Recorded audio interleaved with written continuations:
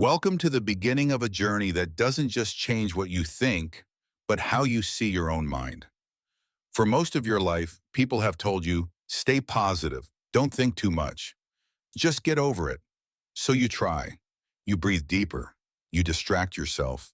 You pretend the thoughts aren't there, but they return anyway, quicker, sharper, more convincing than before.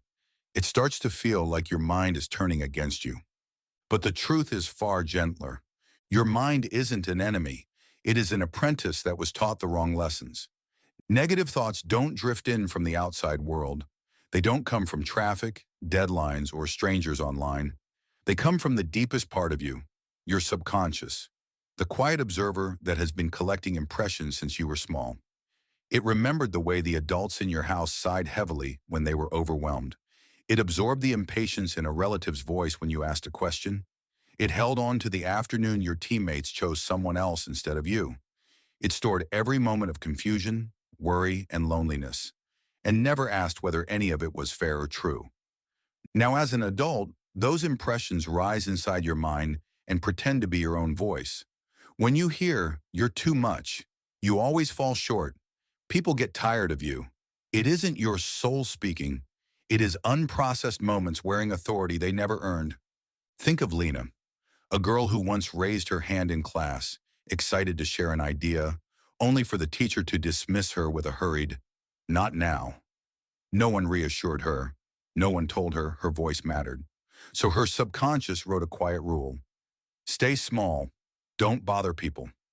Years later, she avoids expressing her needs, thinking it's her personality. But it's only an old instinct pretending to be identity. Here is where your power begins. Awareness breaks the illusion. The moment you pause and ask, whose voice is this? When did I learn to think this way? Who benefited from me staying silent? The thought loosens. A small distance appears. You recognize the difference between the real you and the inherited script. You stop living as a character shaped by the past and begin stepping into the author you were meant to be. Today, don't just read this. Practice it. Take a page and write, "My 3 recurring negative thoughts." Then gently ask each one, where did you begin? Who handed you to me? Maybe a childhood comment, a forgotten disappointment, a comparison that pierced deeper than you realized. Wherever it began, it does not have to stay. Your pain may not have started with you, but it can end with you. You are not your thoughts. You are the awareness that observes them, questions them, reshapes them. And once you see that most of your thinking is simply outdated training, you stop fearing your mind and start guiding it. That is the first real step toward freedom. And once you begin to see where your thoughts come from, something else becomes clear. Understanding is not always enough to set you free, because even when you uncover the origins of a belief, you may still find yourself falling into the same emotions, reacting the same way, saying the same things to yourself. Not because you're weak and not because you're failing, but because you are caught inside something far more subtle, a cycle your mind repeats without asking for your permission. Have you ever noticed how a small moment can unravel your entire day? Someone forgets to reply. You stumble over a word. You compare yourself to someone for half a second, and suddenly your chest tightens, your mood collapses, and you're spiraling into thoughts that feel far bigger than the moment that triggered them. This happens because your mind follows a familiar pattern, a spark, an old belief, an old feeling, an automatic reaction. The spark might be tiny. The reaction is not. This is what happened to Ravi. He wasn't dramatic. He wasn't fragile. He simply didn't know he was living inside a pattern. One morning, a coworker spoke over him in a meeting. Instantly, his stomach dropped. A quiet belief surfaced. No one takes me seriously. That belief stirred an old emotion he didn't even know he still carried. Embarrassment, the kind he felt as a kid when his ideas were dismissed at home. By afternoon, he had withdrawn, convinced he had done something wrong.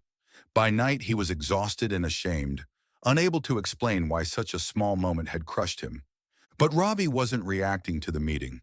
He was reacting to the echo of an old version of himself. Here is the truth. You don't escape these cycles by wrestling with the thoughts inside them. You break them by interrupting the pattern. And the place where you have the most power is not the trigger, not the thought, not even the emotion. It is the reaction. The reaction is where the loop either repeats or ends. You cannot stop the world from triggering you. You cannot demand your brain to erase a thought. You cannot command your heart to feel differently in 1 second, but you can choose to respond in a new way, even a small one. Like the day Ravi felt the familiar sinking feeling, and instead of retreating, he paused, placed his hand on his chest, and whispered, "I'm allowed to speak. One moment doesn't define me." It didn't fix everything at once, but it interrupted the rhythm. And once the rhythm breaks, the cycle weakens. Tiny victories grow into larger ones.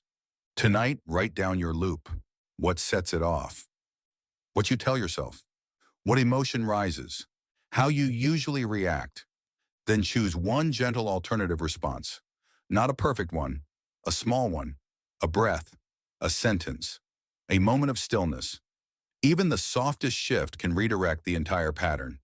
You're not repeating these loops because you're broken. You're repeating them because no one ever showed you the exit. But now, for the first time, you're learning where the door is.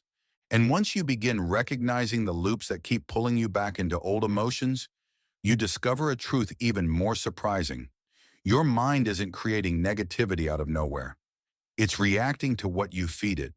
The loop may run automatically, but the fuel that keeps it alive often comes from the world you surround yourself with, quietly, daily, without noticing. Most people say they want peace, yet they live in a way that constantly disrupts it. They crave clarity while pouring noise into their minds. They long for confidence while consuming things that chip away at it piece by piece. Think about how you start your mornings. Before your feet even touch the ground, you may already be opening messages, scrolling feeds, absorbing other people's lives before you've checked in with your own.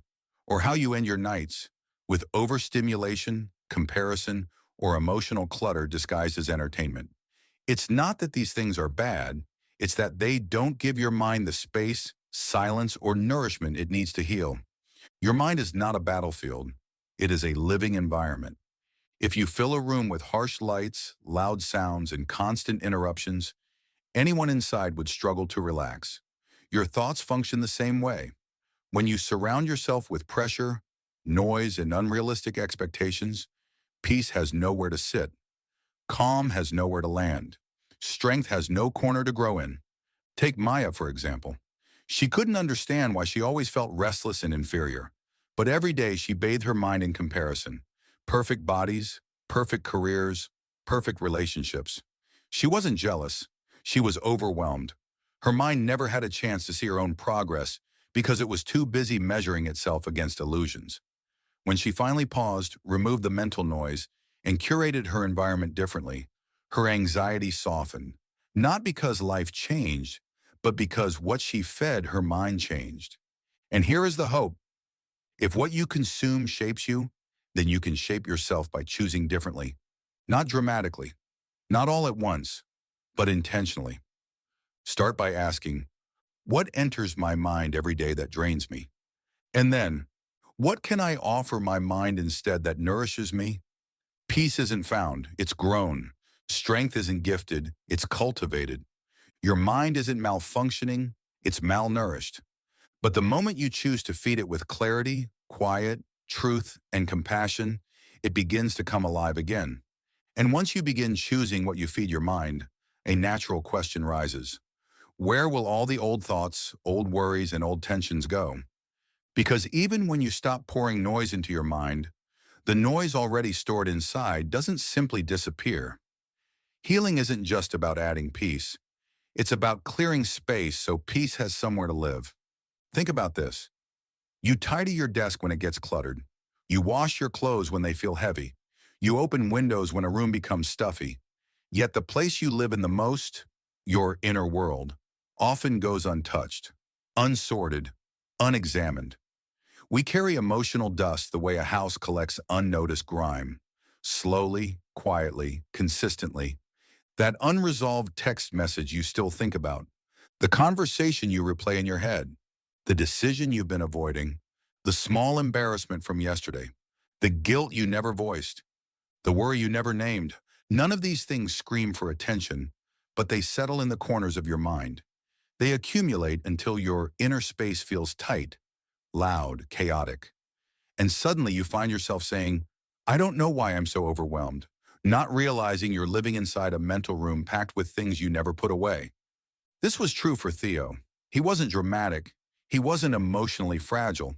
He was simply full, carrying years of little tensions he never acknowledged. Every day felt heavy, not because life was unbearable, but because he had never learned to empty what he absorbed. The moment he began noticing, naming, and gently releasing the clutter, he found space inside himself he didn't know existed. You don't need grand practices to clear your inner world. What you need is daily, gentle maintenance. Small rituals that keep your emotional space breathable. Pause once a day and ask, what feeling has been sitting inside me today? Write one sentence about something you're holding on to. Take 3 quiet breaths with a hand over your chest. Acknowledge a worry instead of bearing it. Set aside one thought to revisit later instead of letting it spin endlessly. Offer yourself one moment of forgiveness before you sleep. These tiny acts sweep the room. They make space for focus, softness, creativity, peace. A clear mind doesn't happen by accident.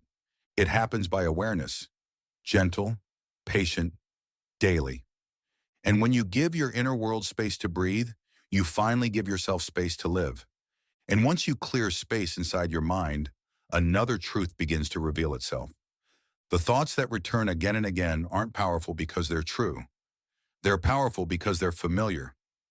Your mind gravitates toward what it has practiced the longest, even when those thoughts hurt you. So when a negative thought appears, most people panic. They try to silence it, crush it, outrun it. They say, stop, not again. Why am I thinking this? But here is the quiet secret. You don't heal by fighting thoughts. You heal by replacing them.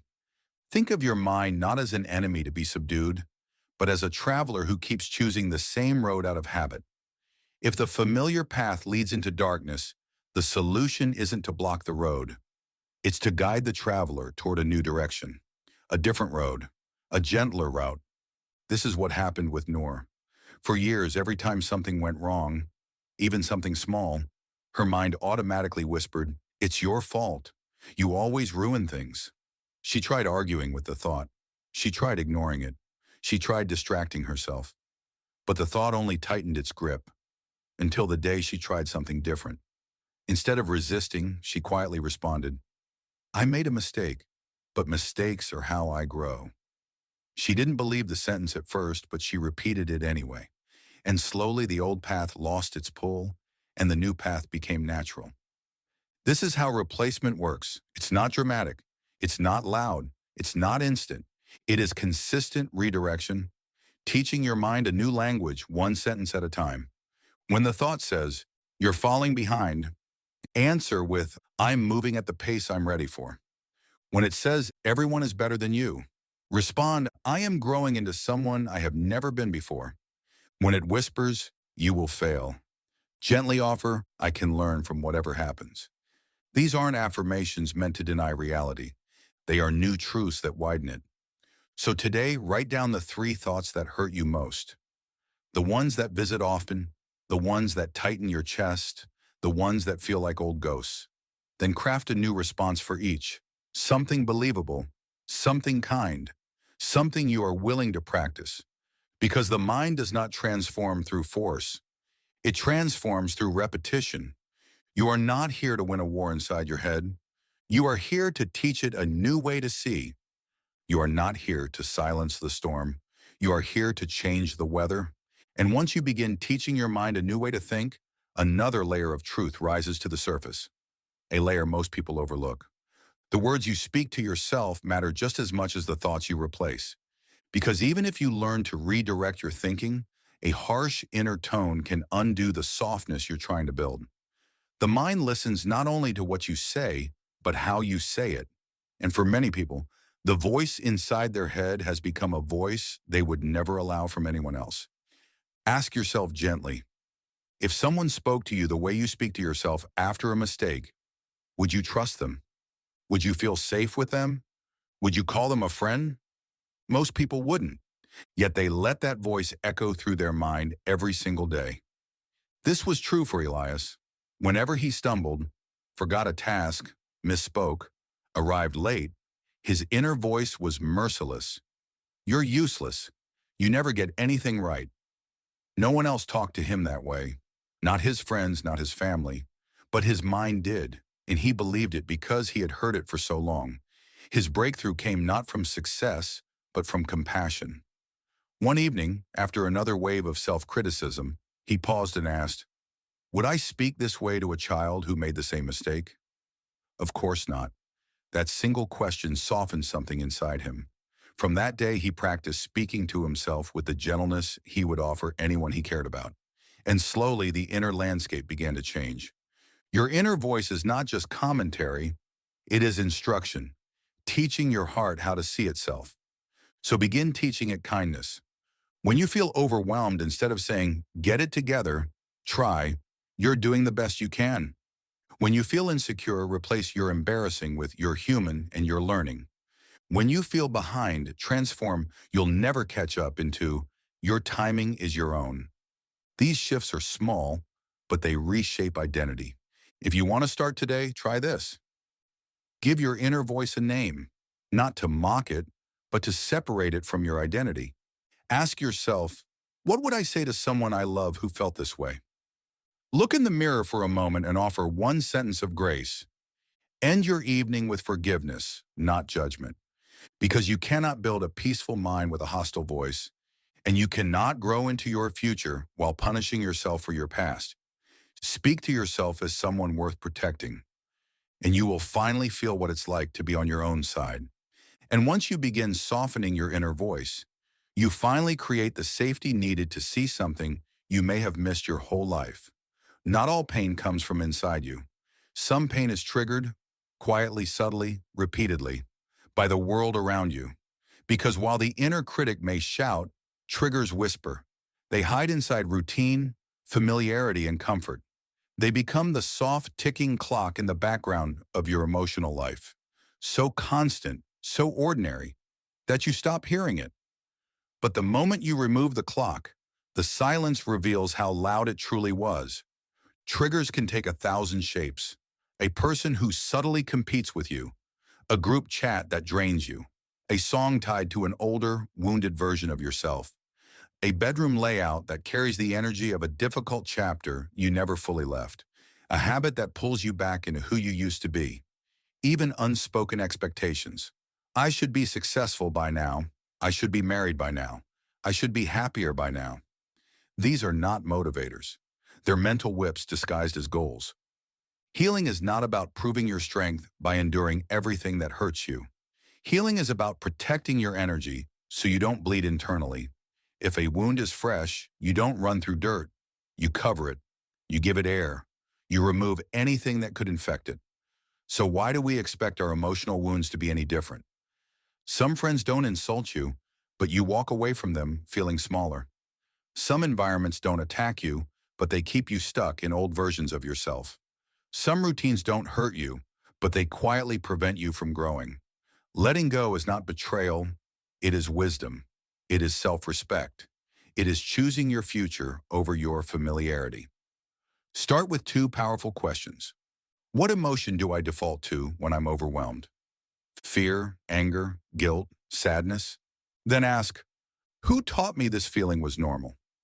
You may realize you've been renting emotions that were never yours to carry. Make a list titled, Things That Silently Pull Me Back into Darkness.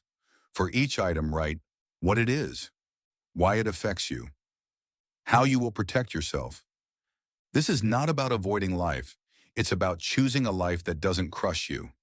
You are not weak for needing boundaries. You are wise for choosing peace over pride. You don't owe your past another visit. You owe your future a safer place to grow. A plant does not fail because it is flawed. It fails when the environment is wrong. Change the environment. Protect your bloom. And once you begin choosing environments that support your growth, something profound becomes visible. Something you may have been too close to see. You have endured far more than most people will ever realize. You've walked through seasons of confusion without guidance. You've carried emotions that felt heavier than your own body. You've held yourself together on days when your strength was mistaken for calm. And still, you rose. But endurance is not where your story ends. Survival is only the doorway. What waits beyond it is transformation. The chance not just to keep living, but to live differently. Pain, if you let it, becomes a kind of teacher. Not the gentle kind, but the honest one. The one that reveals what mattered, what changed you, what you can no longer return to. Healing doesn't ask you to forget what hurt you. It asks you to assign meaning to it, to say, this shaped me, but it does not define me. Consider the artisan who weaves a new tapestry out of frayed threads. Nothing is wasted, not even the strands that once tore under pressure. Each piece becomes part of a stronger, more intentional design. Your experiences, even the painful ones, can be rewoven the same way. The moments that cracked you open are also the moments that expanded your capacity for empathy, clarity, discernment, depth. They didn't destroy you. They carved space inside you for someone wiser to emerge. To turn pain into power, begin with small shifts. 1. Stop asking, why did this happen to me? Instead ask, what kind of person can I become because of this? This turns suffering into direction. 2. Let your emotions move. Channel restlessness into creativity, fear into preparation, sorrow into expression. Emotion is energy. When it flows, it transforms. 3. Help someone who feels what you once felt. There is healing in being the support you once needed. 4. Build your identity from what you survived, not what you lost. Say, I rebuilt myself, not I was ruined, because you were never meant to stay in the version of yourself that pain introduced you to. You were meant to emerge from it, steadier, clearer, braver. You are not your wounds. You are the strength that formed around them. You are not the chapter where you broke. You are the chapter you are writing now. And as you continue this journey, one truth stands above all. Your pain may have shaped you, but your choices will define you. Choose to rise, choose to rewrite, choose to become.